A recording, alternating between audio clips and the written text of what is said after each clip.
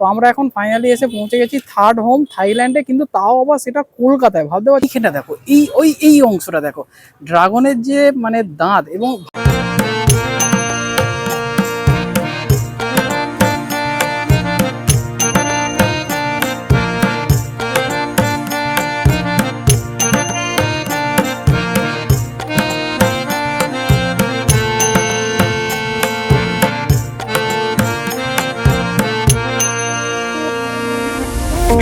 Morning, welcome back to our channel in a brand new blog.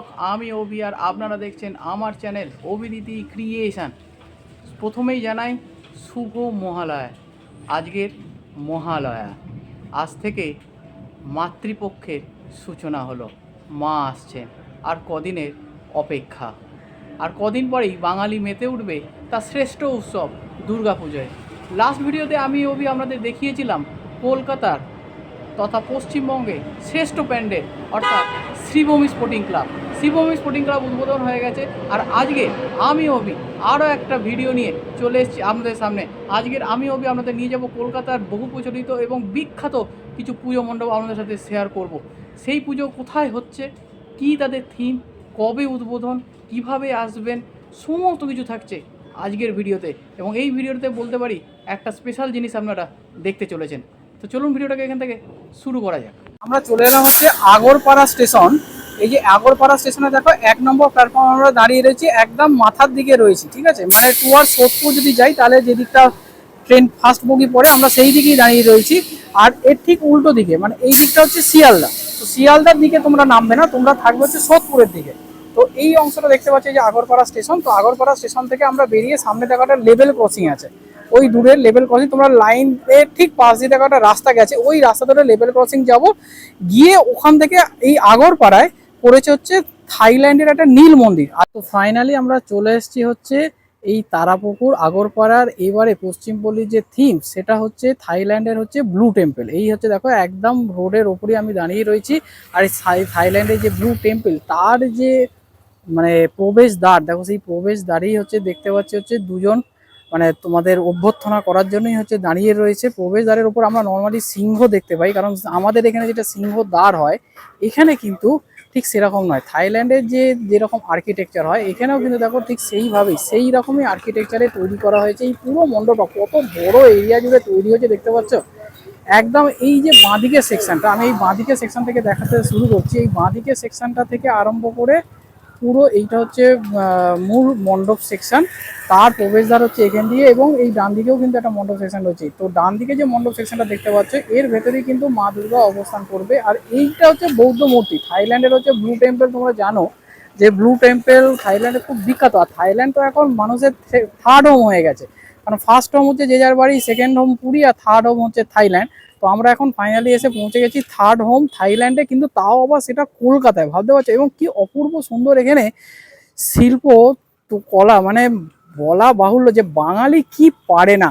তো একটা কথা আছে না, what Bengal thinks today, West Bengal thinks today, the whole world thinks tomorrow. কি অপূর্বভাবে তৈরি হয়েছে দেখো। এই যে এই অংশটার ভেতরে হচ্ছে আমরা যাওয়ার চেষ্টা করব, যেখানে হচ্ছে সাহিত্য বুদ্ধা তোমরা দেখতে পাচ্ছ। থাইল্যান্ডে গেলে কিন্তু তোমরা সাহিত্য বুদ্ধার যে মন্দির সেই মন্দিরটা দেখতে পাবে। তো এখানেও আমি চেষ্টা করছি তোমাদের সামনে তুলে ধরার এক টুকরো থাইল্যান্ড, তাও আবার খোদ কলকাতায় এবং আগরপাড়াতেই। তো এই হচ্ছে প্রবেশদ্বারে, এবং নীল রঙের দেখো মন্দিরটা পুরোটাই হচ্ছে নীল রঙে তৈরি করা হচ্ছে। ভেতরে ড্রাগন দেখতে পাচ্ছি। তো চলো আস্তে আস্তে তোমাদের দেখানোর চেষ্টা করছি। অংশটা তোমাদের এবার দেখাতে চলেছি। দেখো এইখানে হচ্ছে প্রবেশদ্বারের মাথাতেই দেখতে পাচ্ছ এখানে হচ্ছে বৌদ্ধরই একটা রূপ তৈরি করা হয়েছে, যেটা হচ্ছে থাইল্যান্ডের যে আর্কিটেকচার ঠিক সেইভাবেই এটাকে তৈরি করা হয়েছে। সবুজ রঙের ওপরটা দেখতে পাচ্ছি। আর এই যে নিচের অংশগুলো দেখো, ঠিক যেরকম ড্রাগন মতো বেরিয়ে থাকে না, ড্রাগনের যেরকম লেজ থাকে ড্রাগনের, ঠিক সেই রকম ভাবে কিন্তু এটাকে তৈরি করা হয়েছে। আর এই পাশে দেখো থাইল্যান্ডের যে মন্দিরগুলো হয়, ঠিক মন্দিরের যে চূড়া, সেই চূড়াটা ঠিক এইরকম। এবং কি কাজ দেখো, এইগুলো কিন্তু সবই কিন্তু সোলা, থার্মোকল এবং প্লাইউড এইগুলো দিয়েই কিন্তু তৈরি করা হয়েছে। এবং কালার কম্বিনেশনটা দেখেছো, মানে ব্লু এবং তার সাথে ইয়েলোর একটা কম্বিনেশন, ওপরে হচ্ছে সবুজের কম্বিনেশন, কি অপূর্ব লাগছে। মানে এই কথা বোধহয় বলে সম্ভব নয়, মানে এখানে কথা কম বলতে হবে, ভিডিওটা তোমাদের বেশি করে দেখতে হবে। সুন্দর কাজ, সুন্দর কাজ, মানে লোকে সবাই শ্রীভূমির পেছনে ছুটছে। এই অংশটা দেখো, আমি ঠিক পেছনের অংশটা দেখাচ্ছি, দেখো এইখানে যে ড্রাগনের যে মুখটা, সেই মুখটা কিন্তু এখানে দেখতে পাবে তোমরা। মানে সবাই শ্রীভূমির পেছনে আমরা ছুটি, সন্তোষ মিত্র স্কোয়ারের পেছনে ছুটি, কিন্তু কলকাতার মধ্যে আরও এরকম অনেক পুজো প্যান্ডেল রয়েছে যেগুলো কিন্তু আরও সুন্দর সুন্দর নিদর্শন এখানে তুলে ধরছে। এই শিল্পীরা কিন্তু সত্যি অসাধারণ। এখানে আরও একটা অংশ তোমাদের দেখাই, এই পাশে মানে গেটের ঠিক এই পাশটা দেখো, আরও একটা অংশ রয়েছে, যেটা গেটের এই পাশে দেখালাম তোমাদের। আরও একটা অংশ হচ্ছে ঠিক এই পাশটাতেও কিন্তু সেম এরকমই একটা অংশ তৈরি করা হয়েছে। এটাও হচ্ছে দেখো, মানে ব্লু এবং হচ্ছে গ্রিন এবং ইয়েলোর কম্বিনেশনে কিন্তু এটাকেও তৈরি করা হয়েছে। আর এই হচ্ছে এন্ট্রিদ্বার, এখন এন্ট্রিদ্বার হচ্ছে বন্ধ করা রয়েছে।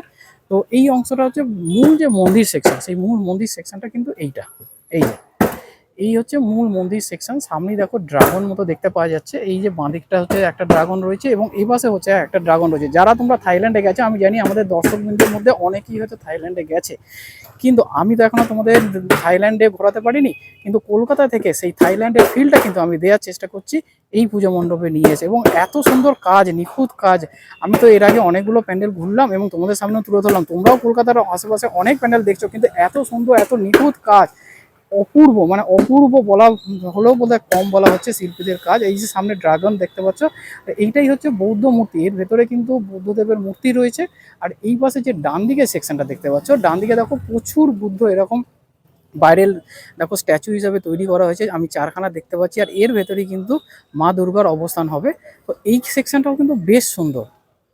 সামনে তোমাদের ড্রাগনটাকে দেখানোর চেষ্টা করব। ড্রাগনের দাঁতগুলো দেখেছো এবং ড্রাগনের চোখটা দেখো, এইখানটা দেখো, এই অংশটা দেখো, ড্রাগনের যে মানে দাঁত। এবং ভাবো তো এইটা যখন রাত্রিতে লাইট জ্বলবে কিরকম লাগবে। ড্রাগনের ঠিক পেছনটা দেখো, মানে থাইল্যান্ডে গেলে থাইল্যান্ডের যে মন্দিরের স্ট্রাকচার বা মন্দিরের যে আর্কিটেকচার, সেইগুলো কিন্তু ঠিক এরকম ভাবেই কিন্তু তৈরি করা হয়।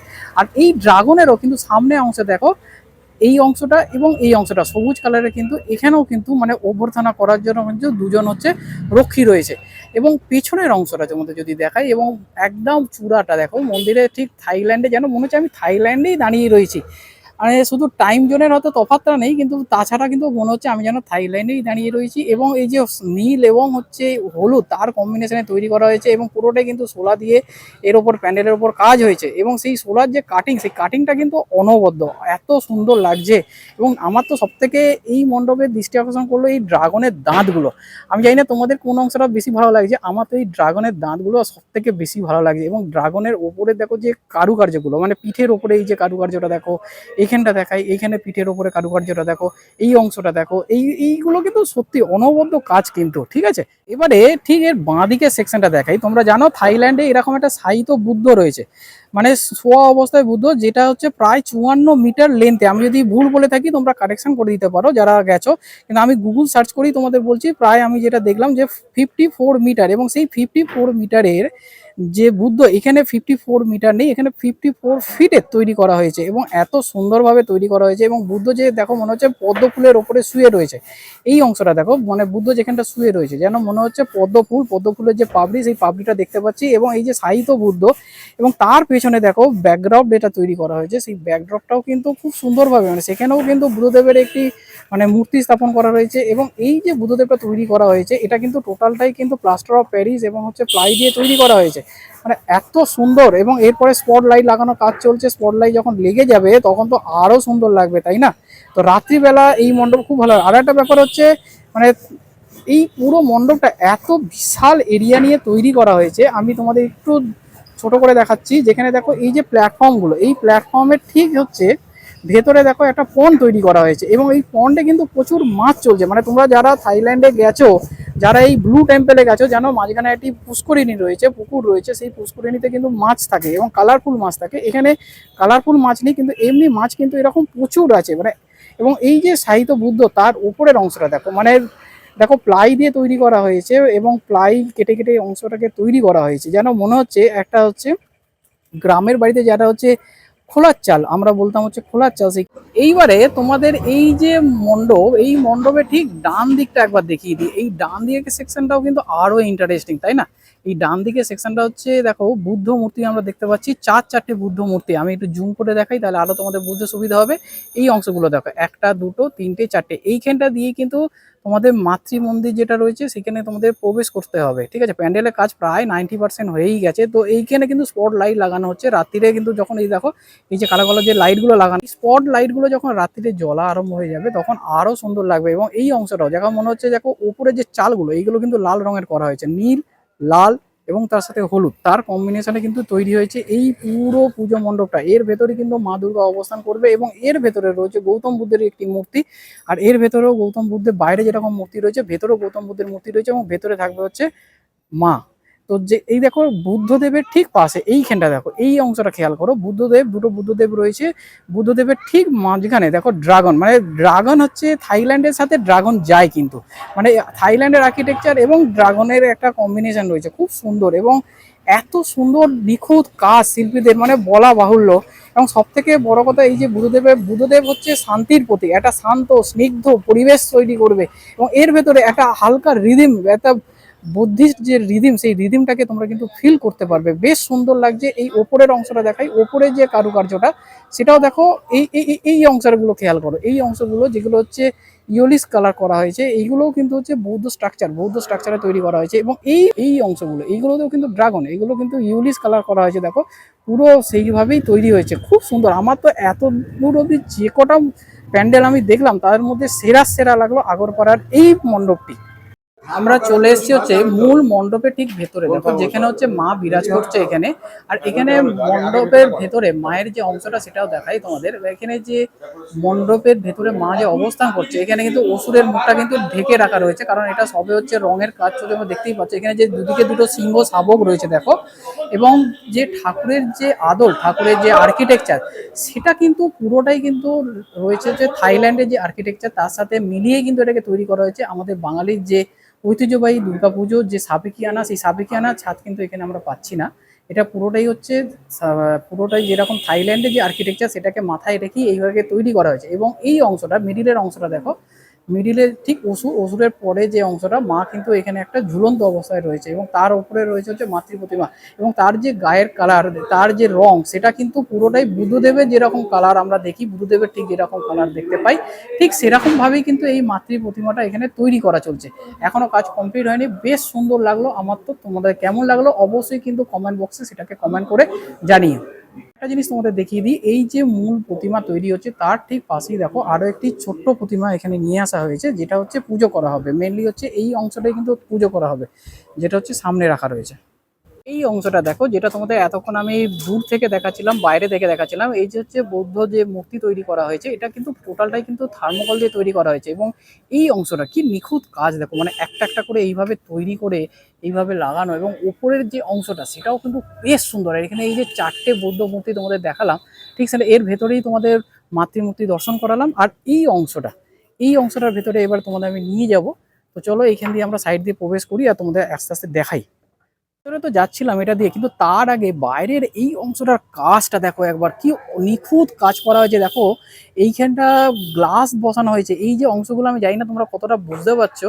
এই যে স্কোয়ার স্কোয়ার করে তৈরি করা হয়েছে না, তার মধ্যখানে একটা করে কিন্তু সার্কুলার গ্লাস লাগানো হয়েছে। এই গ্লাসগুলো লাগানোর পরে কিন্তু আরো সুন্দর লাগছে। এবং এই অংশটায় দেখো, এখানেও কিন্তু একটা বুদ্ধ মূর্তি তৈরি করা হয়েছে। এবং এই অংশটা প্যান্ডেলে আরো বেশি আকর্ষণ করলো, সেটা হচ্ছে একটা কিন্তু মানে বুদ্ধের যেরকম ঘন্টা থাকে, সেই উল্টানো ঘন্টা কিন্তু আমরা এখানে দেখতে পাচ্ছি। এবং সেটাকেও কিন্তু এইভাবে তৈরি করা হয়েছে, কি অপূর্ব লাগছে।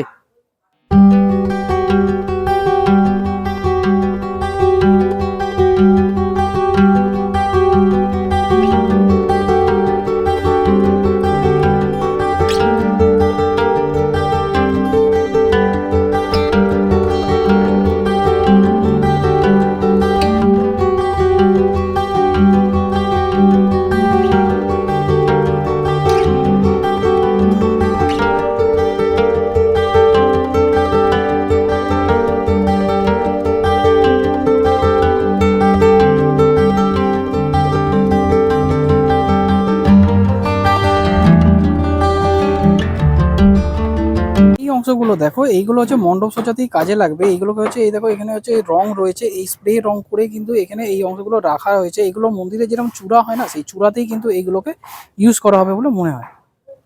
এই মুহূর্তে আমি দাঁড়িয়ে রয়েছি হচ্ছে আগরপাড়ার যে পুজো মণ্ডপ, সেই পুজো মণ্ডপের ঠিক ভেতরে, এবং দেখতেই পাচ্ছ কতটা বিশাল এরিয়া জুড়ে তৈরি হয়েছে। এই অংশটা দেখো, পুরো আমি পেছনের অংশটা দেখাচ্ছি। এই পেছনের অংশটা দেখলেই তোমরা বুঝতে পারবে যে কতটা বিশাল এরিয়া জুড়ে এই অংশটাকে তৈরি করা হয়েছে এবং কত দিন ধরে এটাকে তৈরি করা হয়েছে। এবং সব থেকে বড় কথা হচ্ছে যে এই মণ্ডপটা কিন্তু একদম আগরপাড়া স্টেশন থেকে সামনে, মানে তোমরা হাঁটা পথে এখানে চলে আসতে পারো। সেই জন্য আমি বলবো যে তোমাদের আর কোথাও যাই আর নাই যাও, এই আগরপাড়া কিন্তু এই মণ্ডপে অবশ্যই কিন্তু তোমরা ভিজিট করো। এবং খুব সুন্দর লাগছে, শিল্পরা এত সুন্দরভাবে এখানে কাজ করেছে এবং একটা শান্ত স্নিগ্ধ পরিবেশ বিরাজ করছে, এটুকু আমি তোমাদের কিন্তু বলতেই পারি। আর একটা কথা হচ্ছে, এখানে পুজো মণ্ডপ মোটামুটি তৃতীয়ার দিন থেকে উদ্বোধন হচ্ছে, সেটাই জানতে পারলাম।